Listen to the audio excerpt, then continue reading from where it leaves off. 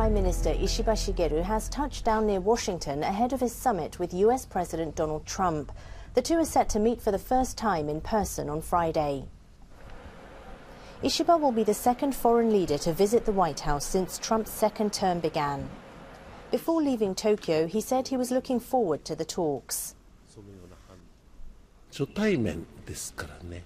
This is the first time we'll meet in person. I'd like to work to establish a relationship of mutual trust.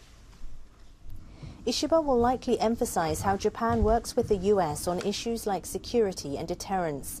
That's especially true given China's recent moves in the Indo-Pacific, including putting pressure on Taiwan. They may also discuss increasing Japan's defense spending. As for the Americans, Trump seemed to be going into the talks with high spirits. I have great respect for Japan. I like Japan. I look forward to it.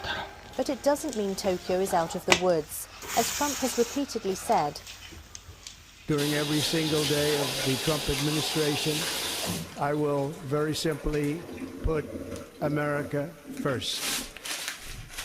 The summit comes just days after he imposed new tariffs on Chinese imports. He'd also announced similar levies on Canada and Mexico before deciding to delay them. It's unclear if he'll take a similar tack towards Tokyo, given how little he discussed Japan on the campaign trail.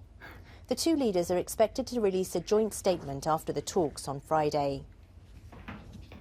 For more on this, NHK spoke with Kenneth Weinstein. He's an expert in international affairs and Japan-US relations. He said it's notable that Ishiba is visiting Washington so soon.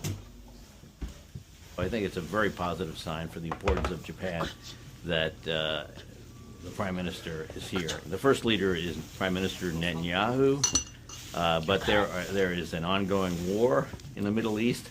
There is a broader crisis with Iran going on. Japan is not in the middle of such an immediately dramatic situation. So why is Trump meeting with Ishiba so early? Weinstein says it shows how important Japan is to the United States, both politically and economically. President Trump knows Japan is one of the world's largest economies. It is a technologically advanced society that is critical to the United States in terms of manufacturing capabilities, in terms of national security, because of the fact that Japan is a frontline state in both a Taiwan contingency, any kind of a China contingency, and also a North Korea contingency. So Japan is also the country that has the most U.S. troops outside of the United States. So for all those reasons, Japan is critically important. It doesn't mean Trump will go easy on Tokyo.